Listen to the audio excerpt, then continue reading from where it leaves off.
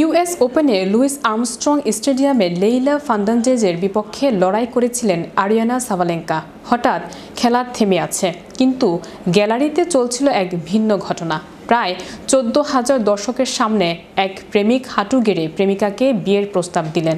মেয়েটি লজ্জায় মুখ ঢাকলেন, ছেলেটি আংটি পরিয়ে দিলেন, আর চারপাশে ছড়িয়ে পড়ল করতালি আর উল্লাস। ধারাভাষ্যকাররাও খেলার বর্ণনা থামিয়ে প্রেমের গল্পে মগ্ন হয়ে পড়লেন। এ দৃশ্য বড় পর্দায় দেখছিলেন আরিয়ানা সাবালেঙ্কা, মুখে মৃদু হাসি, চোখে প্রশংসা। কিন্তু তখনও তার সমস্ত মনোযোগ 4 বছরের আগের এক অসমাপ্ত লড়াই।